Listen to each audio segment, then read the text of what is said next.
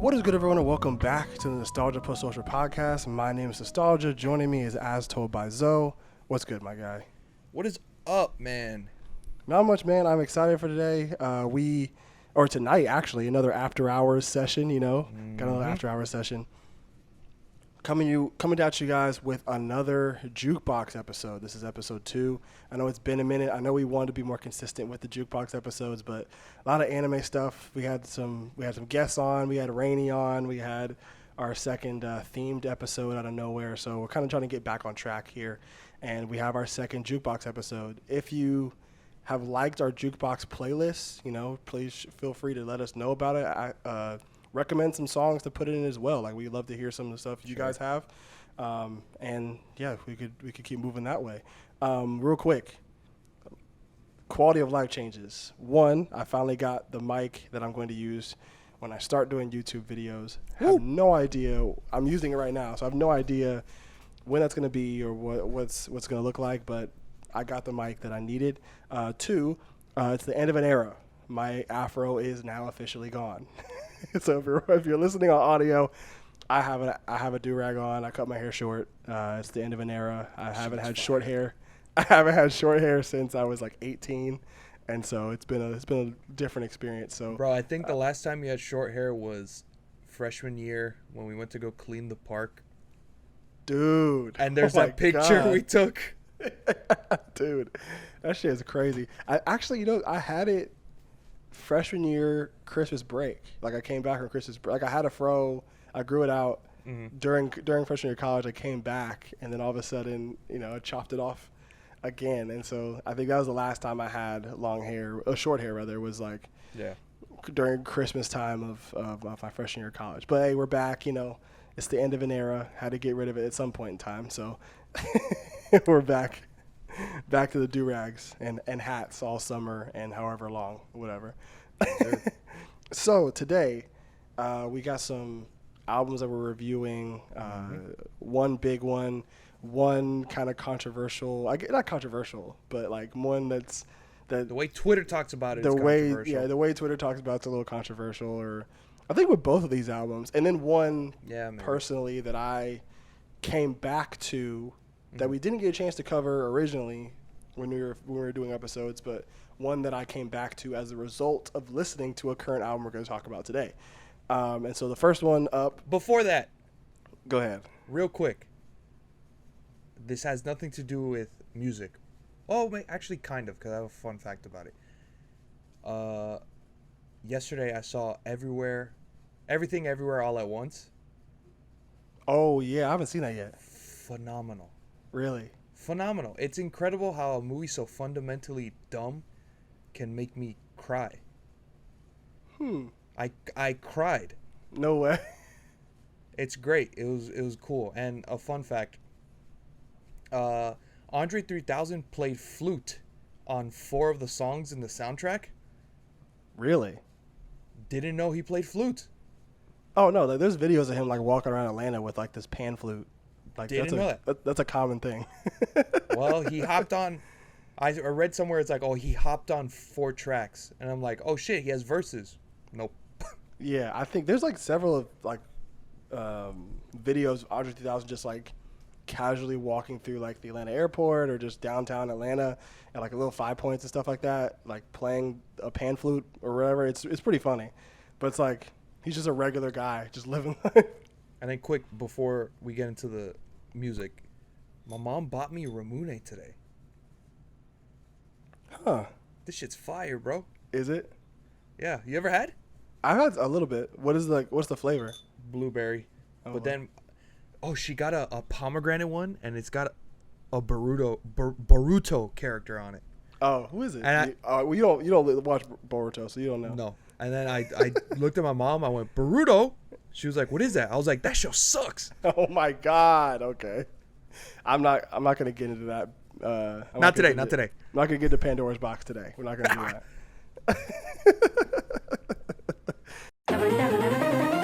And we're back. I don't know. My mic's being weird again. I change mics, and I still get the same result with this stupid, with the weird It might be your interface or your computer.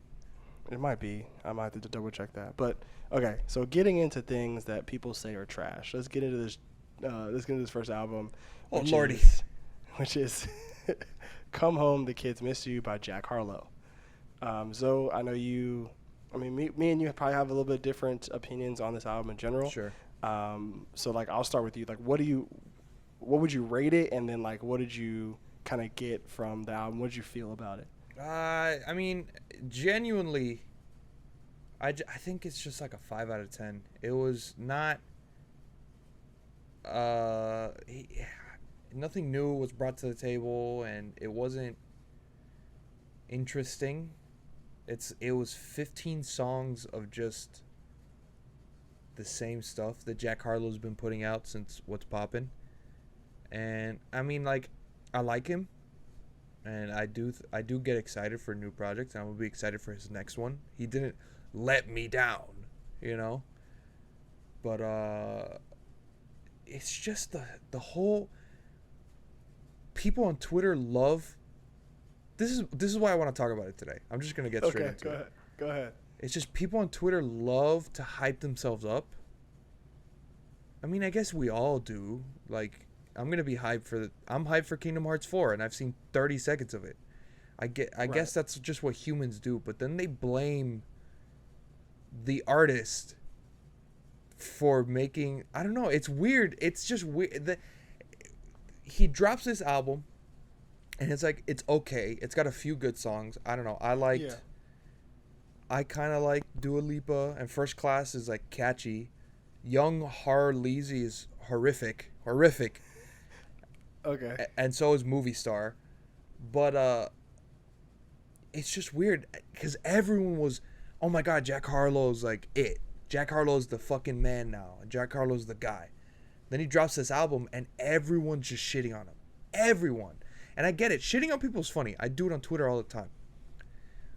But it's just the switch up for this one was weird. Yeah. And then it gets to the point where it's some people are like, what'd you expect? He's white. And it's other people are like, oh, he's not a white rapper. He's just a rapper who's white. And I kind of get what that means. They're a white rapper is like Eminem. But then it just causes this controversy over an album that doesn't need to stay in people's minds that long. Honestly. And it's just I just found it. Twitter was just so weird after this album dropped for a week and a half. And they just kept bringing it back up when no one else was talking about it. It's oh, but this album was bad. And it's okay, move on with your life. It was just weird. It was just a weird time. I think it's also just how Twitter operates nowadays. But also, I think it's been a meme because of the fact that Jack Harlow's become very popular to the point where it's it was okay for people that look like me, for black people that look like me. You get a lot of black women that are lusting after Jack Harlow. While some of it might be a joke, some of it might be true. And so when you get over to the black side of Twitter, if Jack Harlow drops a bad album, he's not going to hear the end of it because that's just how we operate. Mm-hmm. That's just how it is, right? Sure. But it's just funny. It's funny at first, but I think also not warranted for the timetable it went for.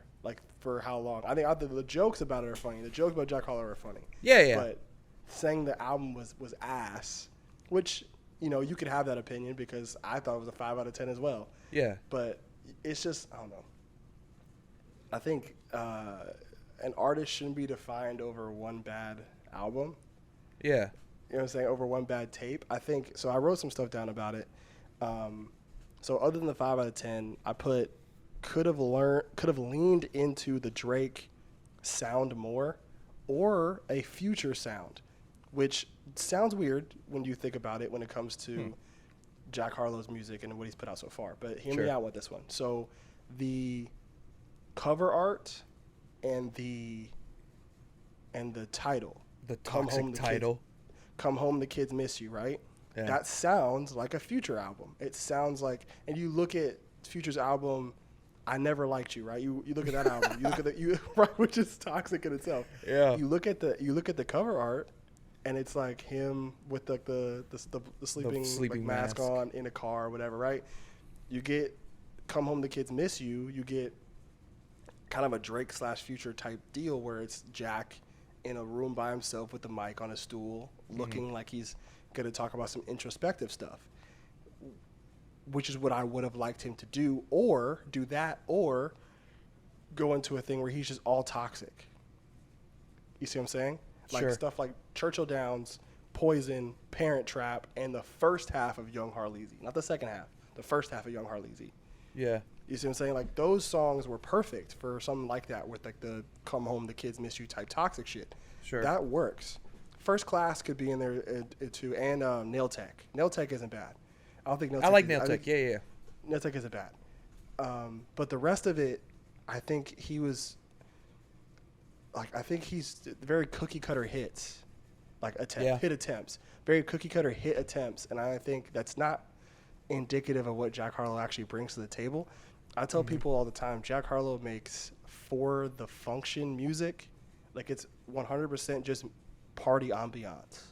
Sure. That's his style. That's his sound, which isn't in a lot of ways is not a knock. It's a good thing. I would if I'm at a party, like, okay, again, to boil it down even further, Jack Harlow is the pinnacle, or not pinnacle, the definition of for the hoes music.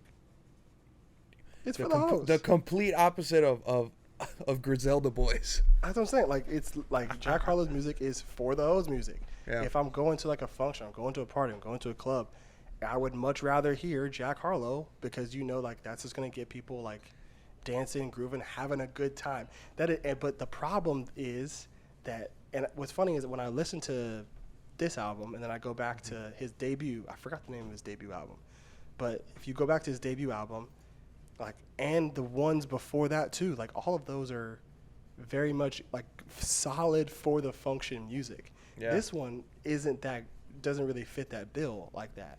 And I think it's kind of, I don't know. I think I'm getting to another point here, but it basically, a bad tape doesn't define a career, and I think that the way music works now with how Twitter is and how the internet is, like people want like something good right away, and if it's not good, then all of a sudden it's ass. Anything like 6 out of 10 and below is going to be the worst shit you ever heard. Yeah, and that's not really fair to people like Jack, who's kind of just starting out. It's his second album. You know what I'm saying? His second big time album. Yeah, exactly. A lot of people go through like a sophomore slump anyway, so I think that's another thing you got to give him there. I'm not really. I know it sounds like I'm drinking a lot of copium right now, but I need you guys to understand something. Like it's. I didn't think it was a great album. I didn't think it was a bad one. I just it's probably not going to be a one that I come back to, minus the songs that I listed out. Yeah, but agreed. Here's also my thing too, the biggest point I'm trying to get to. At every point in an artist's career, most of them, they hit a plateau, and how they handle that plateau determines how the rest of their career goes. For as much as people don't like to really talk about it, I personally think Drake hit a plateau at a certain point in his career, and is still able to be popular and relevant because of how he's able to kind of tweak to go past that plateau and tweak the sound just enough to where people would fuck with it. And he did some stuff that was different, that was out of the box. Like even though it wasn't the best, like with the UK drill songs and with like the Afrobeat reggae type joints. Like I'm not the biggest fan of those Drake songs, but he tweaked a little bit, something different. He was doing a lot more introspective stuff where he's talking about just his life in general, and still making those hits and keeping things fresh with his music. Because if you really want to boil it down, Drake makes the same type of music with every project, every song. Yeah. And him, getting over that plateau was just tweaking it just enough to where it's still feasible, right? Sure. That's gotta be what Jack has to do. He's gotta find that kind of tweak, or at least just if you're gonna plateau and make the same song every time, you gotta stick to what was good in the original part. Because one thing I think is the biggest downside to this tape is the hooks, and that's one of Jack's strengths. Yeah. Is the hooks and the choruses and stuff like that. Like Nail Tech was a pretty good hook. Parent Child was a pretty good hook. Churchill Downs is a feature with Drake, and that doesn't have a hook, which, I figured that would be the case because of how the song is structured. But, like, most of the hooks on this song are not good. And that's really what kind of got Jack Harlow, like, really on. Like, you think of a song like Sundown. Sundown is just 2 hooks. Yeah. Sundown is literally just 2. That's one of my favorite Jack Harlow songs. Sundown is 2 hooks. My favorite Jack Harlow song of all time is Once May Comes, and that is just a hook. There is no verse. It's just 2 hooks, and that's it. So, like, I think that's the biggest thing. But you can, if you got anything else, you can keep going with that. I was gonna say, I feel like he's in a transitioning period, because if you compare Loose, his project from 2018, and even Confetti a little bit. What's his debut album? Is it the one where he's in the like the car with like signing autographs and shit? Yeah, that's his. What is that's that his one? big studio album. That was was his, like- that's what they all say. Yeah, I like that one. Yeah, but even comparing Sweet Action a little bit, but comparing Loose and Confetti to this Come Home, the Kids Miss You, he's in a transitioning period, because you brought up Sundown. If you think of Sundown, like try to think of a music video for it. You would think he's riding through his hometown with a bunch of his friends, and it's like low budget, and That was a video for Sundown. yeah, exactly. And then he was like a small town kid, and now he's making like OVO sounding music. And so it's like a transitioning period where it's like he's got to now write his new life, and he's just got to find himself in that. Because again, True. fucking Loose, I don't know how old he was. Let's say he was fucking 20 when he made Loose. He had to be like our age, or he had to be at least like 20. I think he's our age right now currently, but I think it's like he had to be like 20. He had to be like 22 when he made Loose. Had to be. Okay, yeah. So he was 22 years of living in Louisville or Louisiana. No, Louisville.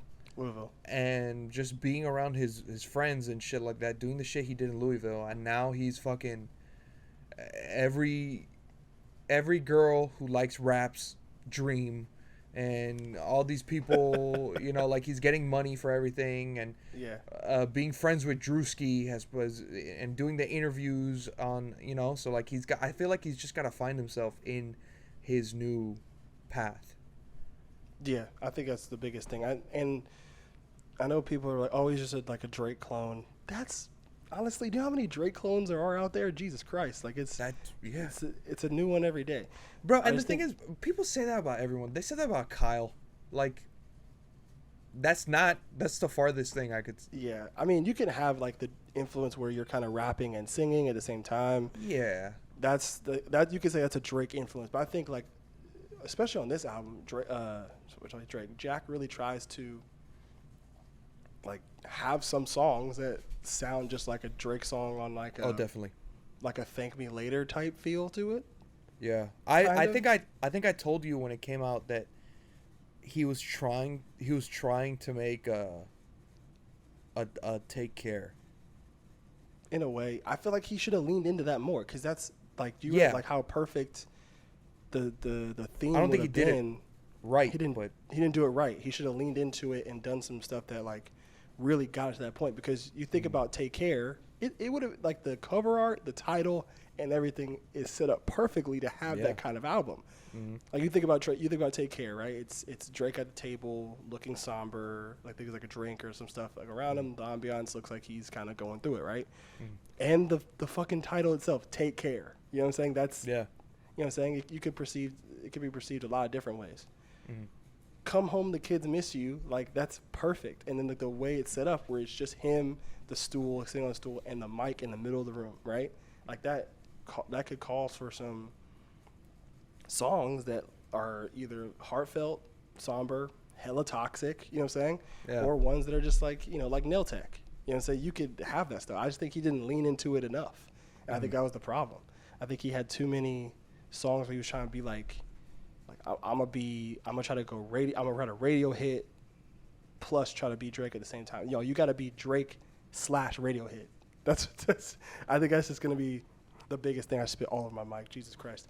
That's just the thing for him. I think that's what's gonna be, especially with that transition period that he's going through right now. With where I think it's so funny. Like Drake had a line on Churchill Downs where he says, like it's getting to the point where none of my songs are relatable. Like.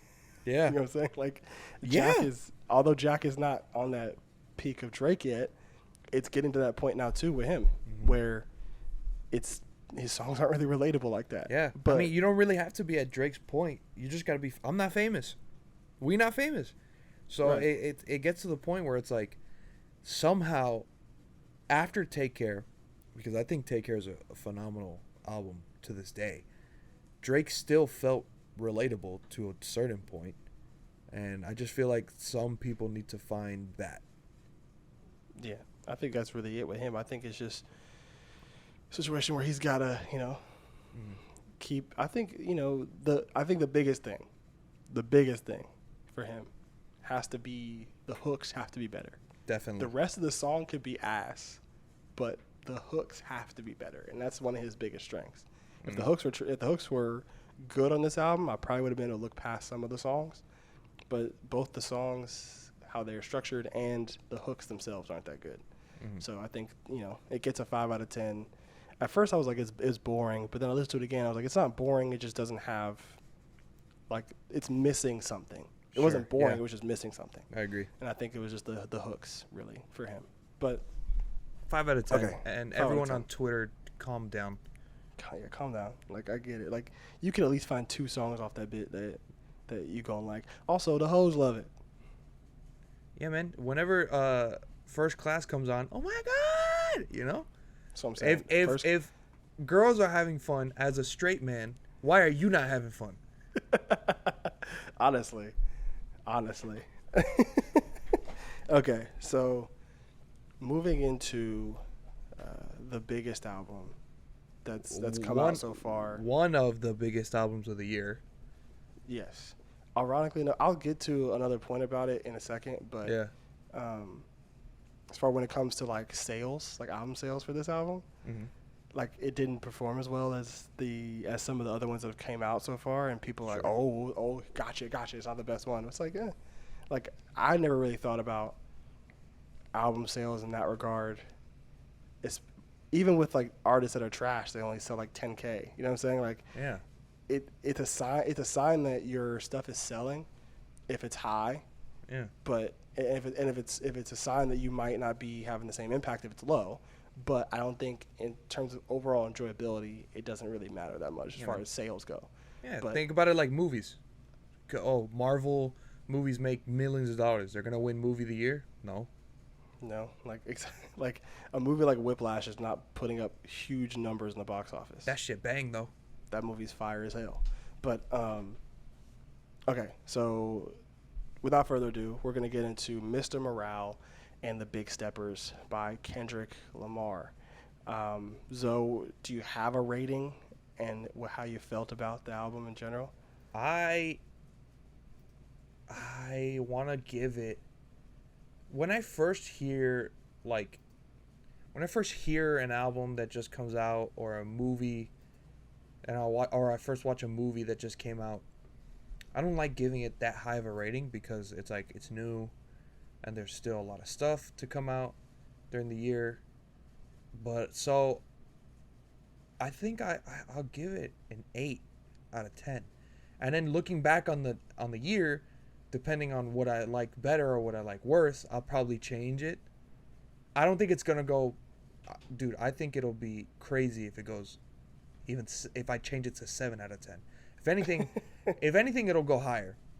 Yeah. It'll change to a 9 or 10. I think it's great. I think it's phenomenal. It hits a lot of topics that a lot of musicians like don't want to talk about, and I kind of feel like that's a good thing, cuz like who wants to get like real? Sometimes you listen to music and you're like, yeah, Future, talk your shit. Fuck it. I don't care. Like I want to have fun, and right. But Kendrick Lamar does it in a way where it doesn't make your eyes roll. He has the voice in his little 5'6" ass. He has the voice of someone that's like 8 feet tall. Right. And he really commands the listener in a good way. I don't know. I'm trying to like explain it well. No, I feel you. Yeah, go ahead. Yeah, it's like I don't know. I feel it's really heavy because it's. I think I told you, I feel like this whole album, he's trying to be a good person, without blindly listening to one side of the internet or the other side. Because one of my favorite lines is he's talking about he says something like, I saw a Christian man say the vaccine was the mark of the beast. And obviously to him, he probably questioned, because he's Christian, I'm pretty sure. At least believes in God.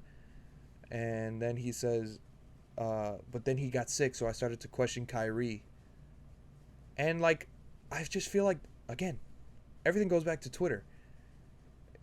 Sometimes you say something and it gets perceived in the wrong light. And a lot of people online want to be like, no, you're wrong, and you're evil, and you're dumb. And I just feel like Kendrick talks a lot about tiptoeing around that. Because I'm not trying to be here and be like, cancel culture. No, it's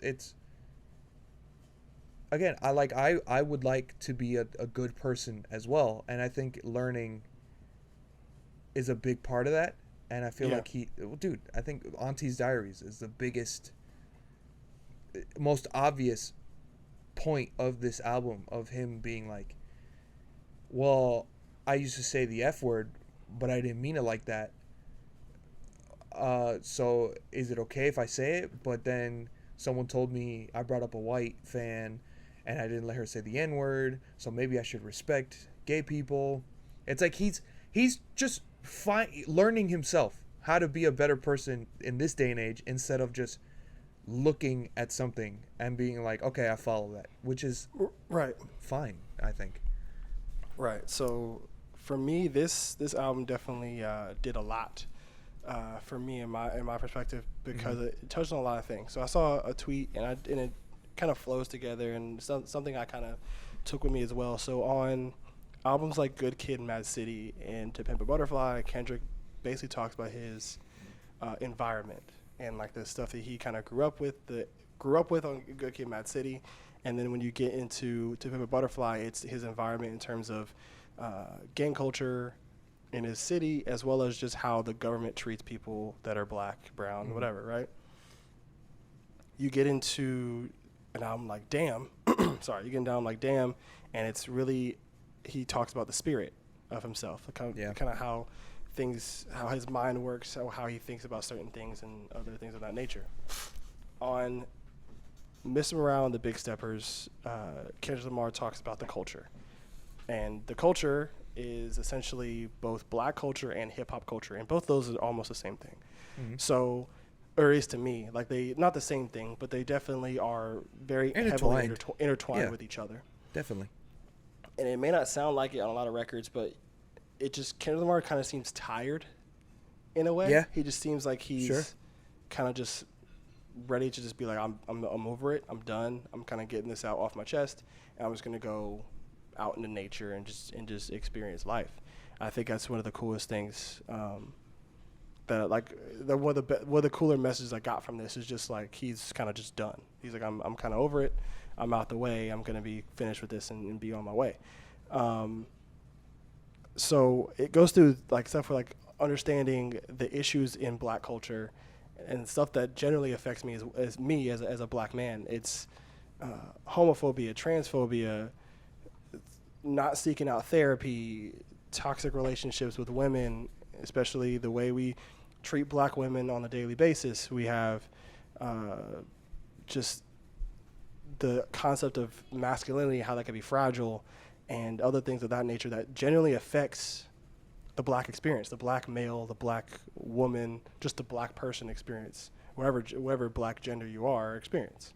Mm-hmm. So I think in that regard, I think the rating I'll give it in terms of just the messaging, how it's perceived, how it's received, as far as its message, I'll definitely give it a 10 out of 10 on its execution. On just the album itself, I'll probably get like an 8.5, 9, which sounds weird, but like you think about, there's some strong songs that like genuinely, honestly and truthfully hit me hard, and the biggest one is Father Time. And so, bro, I was literally just about to bring it up. So with Father Time, it's essentially him talking about how he has father issues and how it's, and even then before he gets into his song, he talks to his wife. The talks to his wife. There's a small conversation where she says, "You need therapy." He's like, "A real nigga don't need no therapy," which is one of the like most disheartening and good Lord, it's one of the most realist and most disheartening statements that Black men make all the time, and it's a real thing. And just to get a little more personal about how much it affects me with my father. Like me and my dad are close. We have a really good relationship with each other. But a lot of the stuff that Kendrick Lamar mentions on this album, my dad is also a victim of. Sure. And some he does. When we were growing up, like just getting upset with us if me and my brother would cry or show any kind of like weak emotions. And then having stuff, well, he wouldn't like swear at my mom if she said anything, but it was just kind of to the effect of like, he's got to be a man, he's got to toughen up. And it stems from a long line of males in my family being the exact same way. So to preface, like my father is from the South Side of Chicago, in that little 80s era where it's like super tough, a lot of gang violence around my dad and the friends that he grew up with, like having to be tough all the time, have to be on your guard all the time. I'd be so aware of your surroundings all the time because that's just the life you have to live in being in the South Side of Chicago. Was raised by a father who, with my granddad, who is the exact same way, like very rough and tumble, like heavy masculine, like Catholic dude. Like it's just very tough on my dad. And I know from conversations with my dad, he definitely has said he didn't really try. He wanted to not be like his dad when he was raising me. And for as much as he tried and as hard as he tried, a lot of those same messages and like feelings towards masculinity, towards other things like that, kind of bled over. Sure. Because that's just how my dad was wired. That's how he was raised, how he was taught. Like, you got to think, my granddad grew up in the South Side of Chicago in a very dangerous area. But before that, he was at Texas Southern, I think, or Texas College during the Civil Rights era. Mm-hmm. So, like, it's one of those things where being a tough, masculine dude is one of the only things you have to do. Like, there's no really other option. Like, showing emotion is viewed as weakness, and it's just, like, a huge thing. And so the way my upbringing was, Father Time struck a huge chord with me. And even Auntie Diaries, too. Not so much on the wave where it's like, well, like, literally everybody and their mom was saying the F word in elementary school and middle school. Yeah. Like, that's a real thing. That's a real thing. And we were and it took, is that Mia? Did we get a surprise guest from Mia? I texted the family group chat. I'm dead. But getting back to the subject with Auntie Diaries, right? Mm-hmm. Like, not to the point where we had anybody. Well, it took my cousin coming out as gay, and then but what's funny enough, like, it took a while for my dad to really kind of come around to that. With me and my brother, it was like, well, like, obviously I was gonna stop saying the word, but Mm-hmm. me and my brother were like, it's he's our cousin. We're just gonna say he's our cousin. It's whatever. Like, we're gonna love him regardless. Like, we fuck with him. Like, regardless if he likes like men or women, we don't really care. Sure. It took a while for my dad to really come around to that thought because of how he grew up and where he's Sure. from. So, like, that's just stuff just didn't fly over where he was growing up. So it took him a while to kind of figure that out and come to grips with that. And so a lot of these songs like pinpoint a real thing that happened in black culture that are problems. And a thing with Auntie Diaries, 'cause I really don't want to get too deep into it because I think it's just like a lot of stuff has been said already about it. As two cis males, okay? As two cis males, we don't necessarily have a say in how people how people that are gay, that are trans, that are non-binary, however, we don't have a say in how those people react to to what Kendrick is saying on that song. Yeah.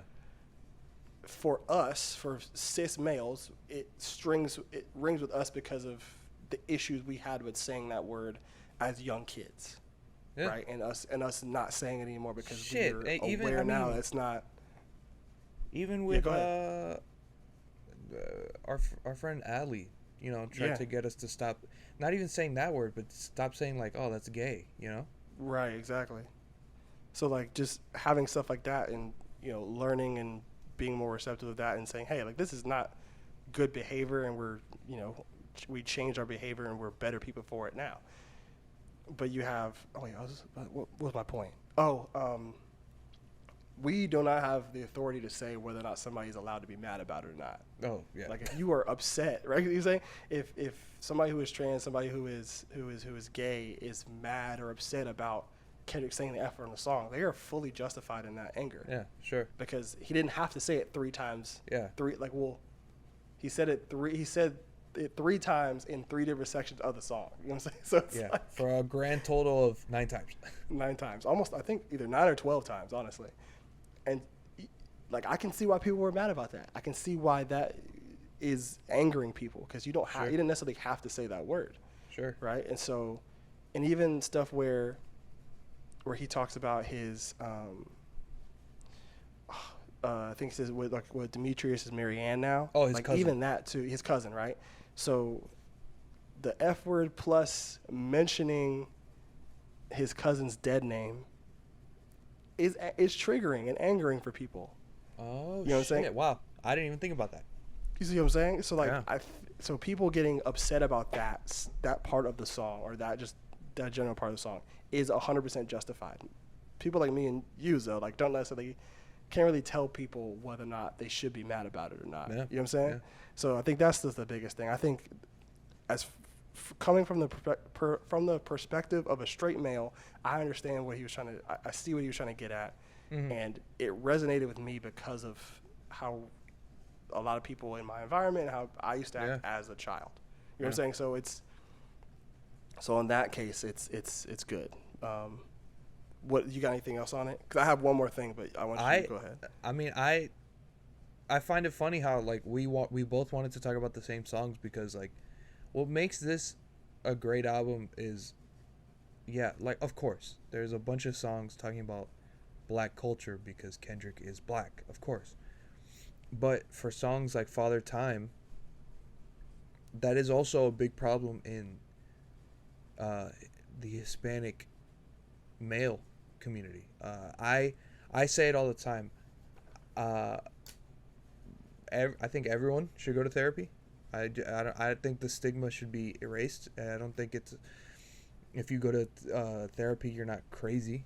It's just people need to talk to people. But I feel like I'm in a weird generation because like the generation before me, like my father and my grandfather,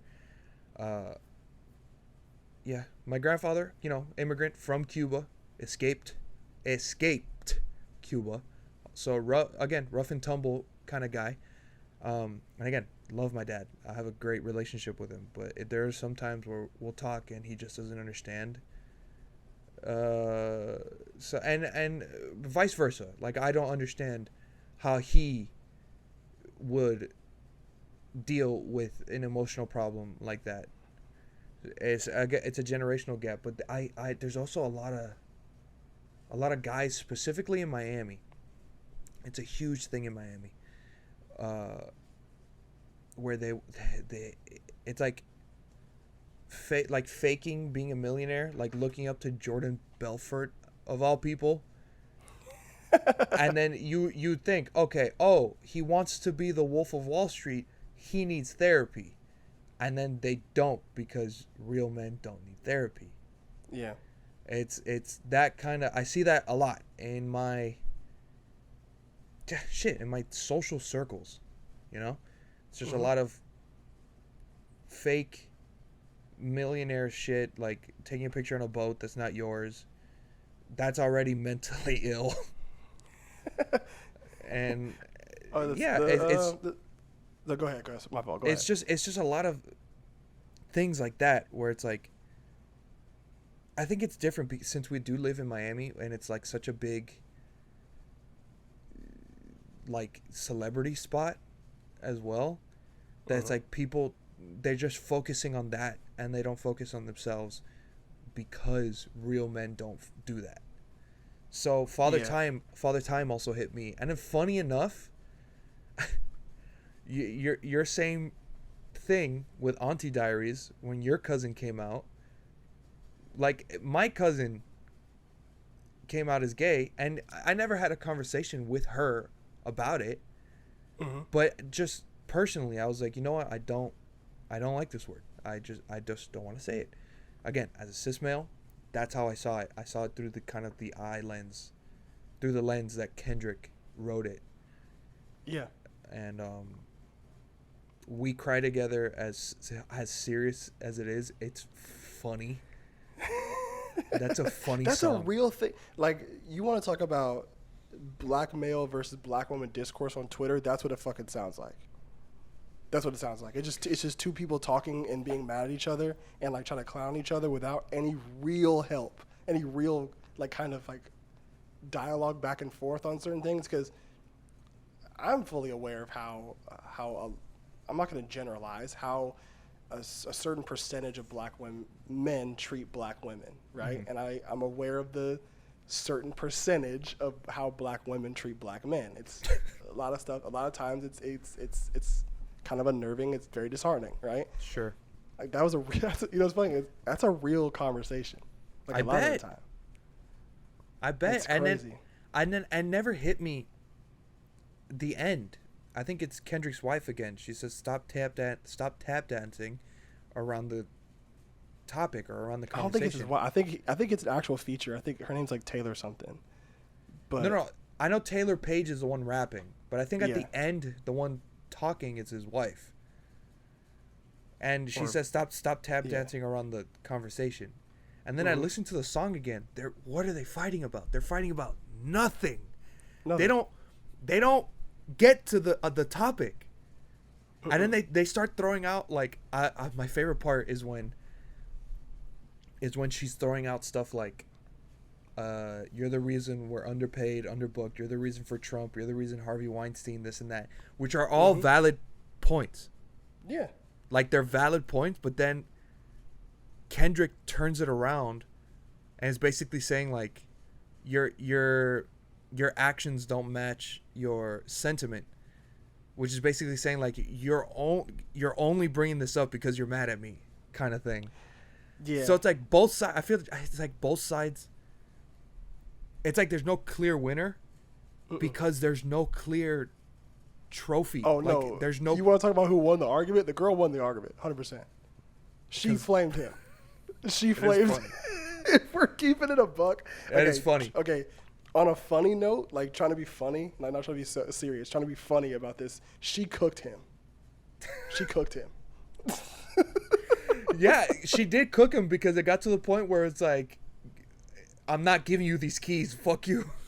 Yeah, the what was it? It's like, I got you screaming and yelling. I do the same when we're fucking, and then he says, "That pussy's loose." I do the same when I'm coming. It's wild. Nah, she flamed him.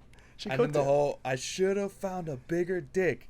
Yeah, I should have fucked on your cousin. She was killing him. Oh Like, my he god! had no rebuttals for Did that. you see the annotation on Genius for that?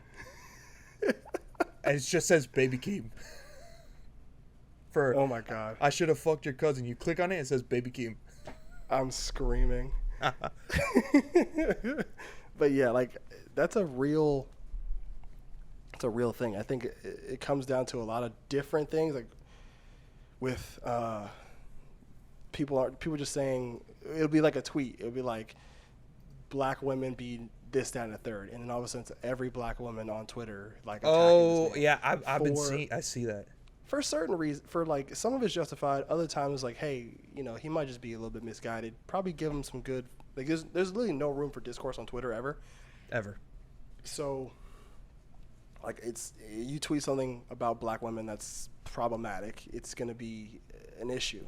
And I think a lot of sometimes it's definitely an issue because it's rooted in some anti-black women, anti-black stuff, where it'll be a black man talking bad about black women, but he'll praise other races. And let me make things super clear about how I stand on that. I know this is a very serious episode, but I mean, it just makes more sense that we talk about this because it's kind of we're going in a certain direction. I don't care who, as a black man, I don't care who you date, who you love, who you talk to. My issue is if you do those things at the expense of putting down black women, right? Yeah, so if you date white women and slander black women, that's a problem. But if you meet a white woman and you guys just happen to hit it off and vibe well enough, that's fine. I really don't care. You know what I'm saying? I don't care. And what's funny enough is every black woman that slanders black men on Twitter, literally it happened like 3 times this morning. It's always a this you, and it's like their tweets about how much they're praising white men, and it's the funniest shit I've ever seen. Like, bro, it happened at least 3 times this morning. You said 3 times. I didn't think you were gonna say, bro. That's like that episode of SpongeBob. Some meatloaf, some chicken, some pizza. No, I meant this morning. Some meatloaf, some chicken, some pizza. That's what I'm saying. No, literally this morning, I woke up, got dressed for the day, opened Twitter, and then like within like you started doom scrolling. Yeah, within 3 refreshes, it's like this you. It's like white men greater than, or it's like some wild shit every time. But yeah, like those are like serious problems. So We Cry Together, although I will never come back to that song ever because it's just not necessary. I listen to it sometimes. I think the beat's hard. Okay, you wasted an Alchemist beat on an interlude. The beat's hard. That makes me mad though because the beat's hard. I listen to other shit. Like, I listen to Silent Hill way more. It's way more catchy. I'm going to just go to... Pussy bitches off me like... I'm going to just go to YouTube and type in We Cry Together instrumental and just put that on my phone. But it's funny. You were talking about like how a lot of people in the Hispanic community, especially the males that you know, like look up to Jordan Belfort and do this other weird stuff like that. And literally, there's a song... the song Savior, which is one of your favorite songs. I love that song. And in the very beginning, it's like, you know, Kendrick made whatever. He is not your savior. Cole made you this and a third. He is not your savior. Future Bron gave you a money counter. Exactly. But he is not your savior. You know what I'm saying? That's a real thing, too. Like, a lot of times you got to you can't be idolizing these people that, you know, you're a fan of. You know what I'm saying? Me and you are fans of a lot of different people. Like, they're not going to be our end all be all when it comes to this life stuff. Like a lot of times it's going to be us trying to figure shit out on our own. Like, that person has no idea who we are. You know what I'm saying? And I kind of like the hook of Savior. One, cause bro, I like Baby Keem. He's a hook like God. He's great. But this also definitely made me go back to Melodic Blue though. I went back to Melodic Blue after hearing both the interlude and the song Savior. Facts. But the hook, it's when you hear the hook, it's like you're not supposed to relate to it. It's, are you happy for me, in the sense of like I feel. It's in the sense of like he's talking to his fans. Smile in my face, but are you really happy for me, or are you just happy that I'm putting out like a new album, another song, and stuff like that? Right. So yeah, but okay. The last point I wanted to get at too is one of the biggest things on this album is Kendrick's sex addiction, and his and that's a huge running theme throughout the entire album. Like if you really want to, like if you really look into it, a lot of the stuff he talks about is his sex addiction. Why keep saying addiction? Sex addiction, and how it like derailed a lot of the relationships in his life, and what it could have potentially started it. And you know, again, with a lot of the the black culture thing comes into play here with like sexual abuse, and how that seriously happens. Like what that happens in the black community, you get like issues with sexual abuse, and then it goes unreported, and then a lot of black people like to, a lot of black families just sweep stuff under the rug like nothing happened, and it becomes a problem later on for that child. So like, I can see like where that kind of stemmed from, and you can see him really like coming to grips with it and saying, I have an issue with it. This is a problem, and I'm bettering myself because of it. And it essentially derailed his entire marriage, because his fiance at the time, Whitney, just called it off, left him when he came back off a tour, and she was asking him several times, like, do you have a lust addiction? Like, do you have these issues with sex? And he was like, nah, I'm good. But really, he was a problem. Mm-hmm. And then I'm not really going to get into worldwide steppers, because that line about him the first time he fucked a white bitch was, dude, crazy. I was going to bring that up as well. As a Hispanic / white guy, his view on like race on that song is eye opening. Cause fucking he talks about having sex with this girl, and it's a win-win. Her dad's the sheriff. She's paying for her daddy's sins because he locked up Uncle Perry or something like that. Yeah. I was like, whoa. That's I've never heard of a stance on race in that way. He even says it. He goes, "Wait, asked, are you okay?" And I said, I think I might be racist or some shit like that. Yeah, it's like it's a big thing. And then like the other one where he talks about how his ancestors look at him weird because he fucked a white girl, and it's like, that's a thing in the black community too. Where I bet. I saw a tweet literally last week, and it was a black girl, and she said the look on niggas' faces when they're walking through with their white girlfriend is hilarious. It's so funny. It was funny because it's kind of relatable, because you're like if you see like the ones that are like a little bit insecure about who they're with, you know what I'm saying? It's like a black dude will walk through wherever with his white girlfriend, you look at him, he'll look at you like something's wrong, and it's like, dude, you picked her. I don't know what you're talking about. That's like my brother in Christ.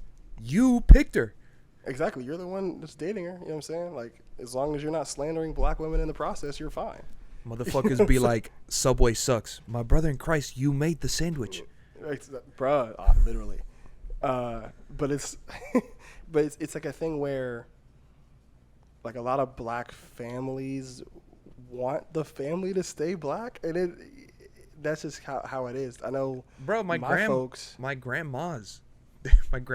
Would. I bet if I brought home a black girl, my grandma would be like, "Oh, okay."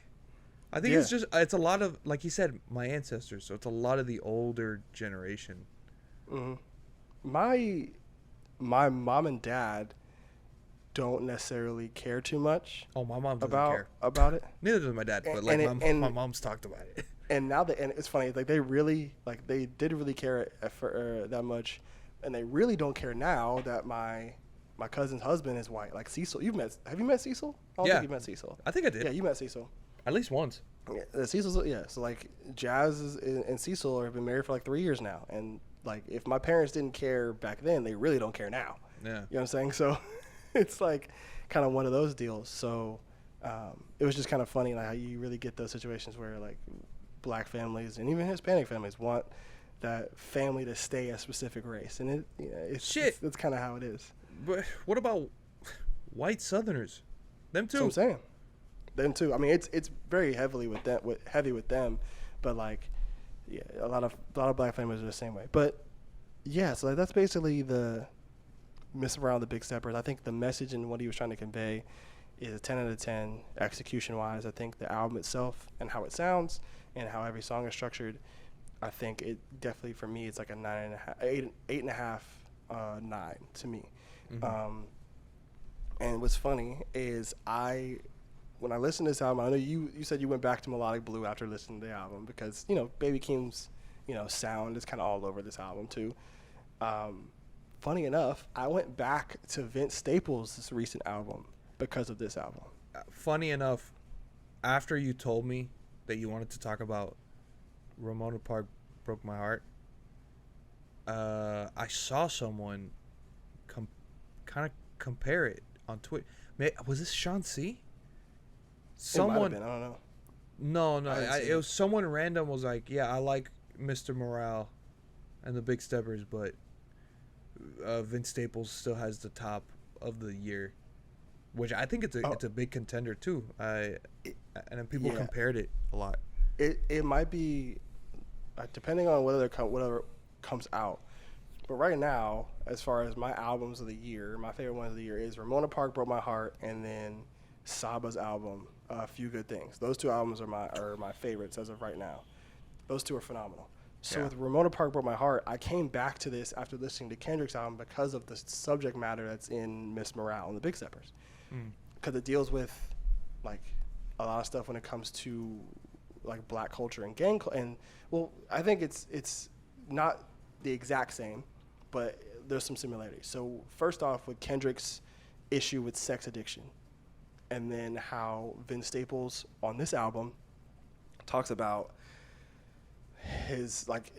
him getting into these like sexual encounters and dealing with all these women as like a means to kind of like get away from the issues he deals, the PTSD that he has from living that gang culture, that gang life his entire life. Mm-hmm. And so with Ramona Park Broke My Heart, it's definitely a situation where he's kind of moving past the subject matter he used to talk about a lot, which is just gang culture and being a Crip. Yeah, so it starts with the beach, and that song kind of talks about his environment, and again, having everybody around you. You can't take everybody with you. You can't get everybody rich, all that kind of stuff. Mm-hmm. And one thing that I definitely think is cool about the song is at the very end, he's like, hold on, cuz them niggas shooting, and you hear gunshot sounds, but also you hear a laugh track. So like, and Vince Staples has been a big like proponent of how a lot of record labels, a lot of like, high white men in power profit off of the nature of black culture and the nature of hip hop and hood culture, like people talking about killing people. You know what I'm saying? And so how it's kind of romanticized and viewed like it's like a TV reality show. So him adding the laugh track was the coolest shit ever. And so with the album, he kind of talks about moving away from this kind of like the streets that kind of raised him into the person he is right now, basically. And a lot of the pitfalls of it, a lot of pitfalls of his upbringing.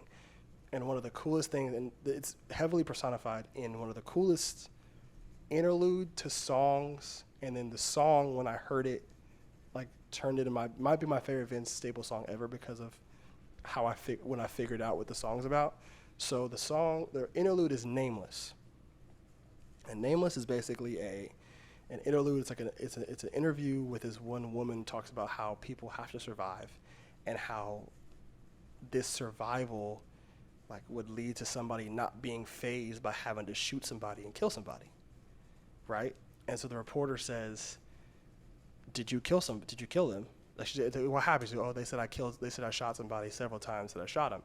And the reporter goes, "Did you?" And she says, "I don't know. Bullets don't have names." And it goes into the song, right? Mm-hmm. So the song, once I realized that the song When Sparks Fly, okay, when I realized the song was from the perspective of one, a gang member who owns a gun, and then the second verse is from the perspective of the gun itself. I thought that was the coolest shit ever. So with When Sparks Fly, basically, let me find the lyrics. So this shit was so hard, bro.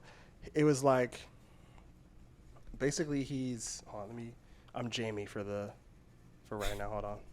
Jamie, pull it up, please. Pull it up. Let me get the clip of those lyrics. What does Noel say? Can you pull up the clip of the deer getting hit by that car? Right. Let me find this shit. Because it's like, okay, so when Sparks Fly, the chorus, by the way, I'll just read the chorus out. It's been 2 years, I keep calling, I'm standing here and I ain't got you. As we lay here, lovers in arms, I can feel your fear, can this love be true? Come on, lift me up, love, I keep falling, I'm losing faith because you keep stalling. Lift me up, love, I keep falling, I'm losing faith because you keep stalling. So if you think about that from the perspective of like a gun speaking to the owner, that shit's crazy if you think about it, right? Because you have this fear of having to shoot somebody and kill somebody for starters. And then when the line that made me realize it, so he says, I know that you love me. You don't got to show me off to the world. Please hide me from the police. Everywhere we go, we're together, inseparable. You know I'm down for whatever, protect you. You know I don't want to use protection with you, but the glove will keep you safe if you ever get loose. And so I was like, is he talking about like the glove compartment? And I was like, at first I thought this song was about a chick. Yeah, I did too. And in all honesty, I did too.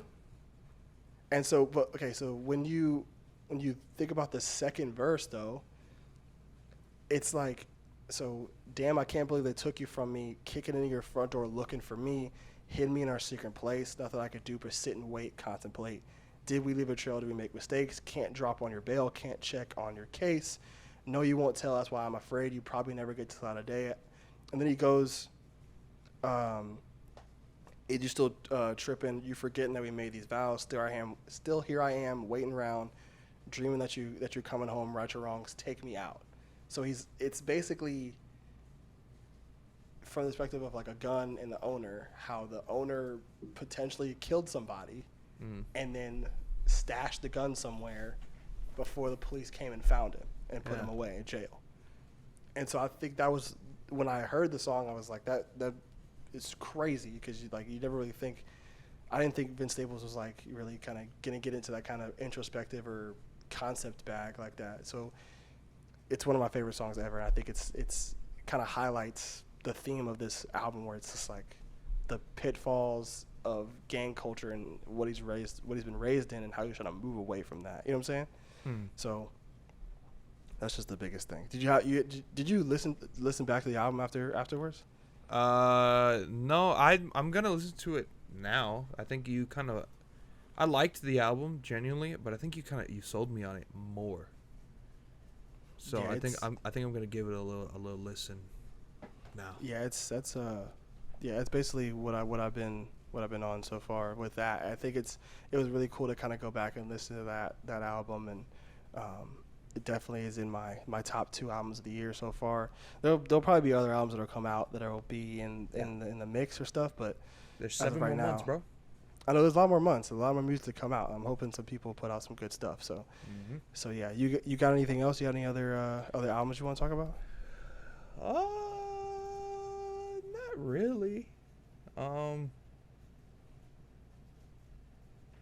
No, I mean Action Bronson's album was pretty good. Yeah, it's literally, you said the rap version of Freeform Jazz. Yeah. There was a tweet you sent me today too. What was it? It was Ludwig's roommate said, "Shit." It was a good tweet. Let me not misquote. Oh my god. This guy's funny as fuck. Falco, also fucking great Melee player. Yeah. Oh, I see it. Action Bronson will get in the booth and compare having sex with a woman to making fettuccine Alfredo and make $1 million. Replied to himself and said, "This, by the way, being the tightest shit in the world." No facts. I said, what did I text you one day? It was when Bronson like other album came out. It's like the other one. I can't remember what it was called, but I texted you. It was like Action Bronson and Riff Raff are almost the exact same, except one of them just likes food a lot. Yeah. Yeah. Definitely. Like they rap the exact same. Before we wrap this up, I guess this kind of has to do with music and video games. Taco Bell puts out a rap for their Mexican pizza, and they reference Sora from Kingdom Hearts. He says some shit like, I just put in my order. Don't forget the soda. Order. Key to my heart like Sora. Order. Oh, that's how he says it. It rhymes. ORDA. Order. I put my order. Don't forget the soda. Key to my heart like Sora. Okay, the video you sent me with that song though, is that the real commercial? Yes. It doesn't. Okay. They edited in Sora's confused face. Okay. I thought Sora's confused face. No. I'd be like, how low budget? You're Taco Bell. You're a multiple No. company. It's the video in the background's the official video. I'm about to say, you're a nationwide company. You can't invest in a better high budget ad, my guy. You put just Sora, like a Sora PNG. A PNG crudely cut out. Oh, actually, question for you. Have you heard Wraith by Chance, Vic, and Joey Perp? Yes, I have. It's not bad. It's not bad. Did you see Kofi's tweet when that song came out? It said it was just Chance's verse. He's like a minute long. It was Chance's verse. He quoted it and said, "Bullying works." I mean, as long as people like it, because again, I liked it. It was good. I thought they killed it. Yeah. Also, like Vic's last thing was like rock, and it like I didn't like it. Dog, he's tried that on an album before, and it's not good. He's somebody where the plateau, like, or changing your sound up backfired. Yeah, I think because what's funny is like obviously he's not getting the same renown, the same kind of traction that he was getting when Internet Tape dropped, because that shit was crazy. People thought he was on like the one. Internet. And his musical projects after Internet Tape were decent. They weren't bad. Mm. I think he got in trouble with some media stuff and had some other stuff going on that kind of fucked up his image a little bit. But like what was the name of that fucking album? There was one where he was just straight rapping on it and he went crazy. I think it was his most recent, or not his most recent one, but 2 recent ones ago. It's pretty solid. The autobiography? Yes. Yeah, that one's not bad. That one's not bad. It's not bad at all. But, the rock thing, he's got to let it go, bro. The punk. God. I forgot Chief Keef is on that album. Is he? Yeah, Down for Some Ignorance with Joey Perp and Chief Keef. That song title's hard, though. Down for Some Ignorance. That song title's hard. But, yeah, I don't know. He's got to let the rock joint go. He's got to let that go. Also, I need more Joey Perp content. That man, his last album was pretty good. He has another song with it's him, Kami, and Vic Mensa. It's called Unified. That song goes crazy too. I think you probably would check that one out. I think the last thing I really have is to go listen to Red Veil's album. Yes, his album is good. I think it's a very. He beat the Earl Sweatshirt allegations, thank the Lord. But I think, having that kind of influence isn't a bad thing, especially if you're rapping on beat. No, I'm playing. You don't have to be, dog. But I think his album is good because it's very wise. I think it's crazy because like he just when he dropped the album, he just turned 18. So it's crazy to think about that. And so when you kind of listen to the subject matter, you can definitely tell it's like a youthful kind of. It sounds weird when I say this, but like a youthful wisdom to it, where like he understands the position he's in now because he really blew up unexpectedly. Like he wanted to be good, he wanted to be great, but I think his success has definitely been fast tracked to the past year and a half. Mm-hmm. And so like him kind of coming to terms with that and like working on himself and getting to the point where he's not falling off early because again he's just 18. Yeah. So I think it's one of those kind of situations. So man, I'm definitely excited to see what his next project looks like. But for right now, I think he's on a great track. Most of the songs on here are produced by him, and his sample selection might be his sample selection is great. One of the best I've heard in such a long time. I think he's not up there with like the Alchemists and like the Kenny Beats and other people like that as far as finding samples, like Darren Jur and all those the Griselda people, right? Mm-hmm. I don't think he's up there yet, but he has some songs on here where the sample is phenomenal and it really works with the song choice. So yeah, that's it. You got anything else? I guess to switch up from if anyone's listening and doesn't only want to listen to rap, Florence and the Machine, their last album was pretty good. I haven't heard that yet. Dance Fever. It's again, if you like Florence, you'll like this album. It's just more of her being her. She's great. That's true. That's good. Oh, speaking of samples, before we end, I went down like a Guap Dad rabbit hole the other day because I haven't heard of him in a minute. Mm-hmm. Have you ever heard how many by him and Rick Ross? Bro, they sample do you think you're better off alone? And they rap over it. No way. It was kind of fire. Really? Yeah. I'll definitely go check that out when we get done recording. But if you're good, I'm good. We all good? Yeah. I wanted to record this week because I think next week we're also taking another week off. Oh, because you're going to. At least for sure I'm gonna be in Orlando. Yeah. T might slide depending on what his schedule looks like. And if I really want to make that 2-hour drive. That too. I'm gonna be filming the trip. I'll put it up on YouTube. I don't know. Maybe my channel. Maybe NPU. Who knows? If both of us are there, then we could probably do NPU. But if it's just you can go on Ask Toes by Zoe. So big deal. We can plug the other channel. You know how that works. Sure. This is a joint effort. But all right, cool. If you enjoyed today's episode, please give us a follow on all socials at Andre Alonso 17, at Nostalgia Plus Ultra on Instagram, at Nost Plus Ultra on Twitter. Feel free to shout us out. Send us a tweet. Send us a message. Send us a comment. We'd love to interact with you guys. That's all the time we've had. My name is Nostalgia.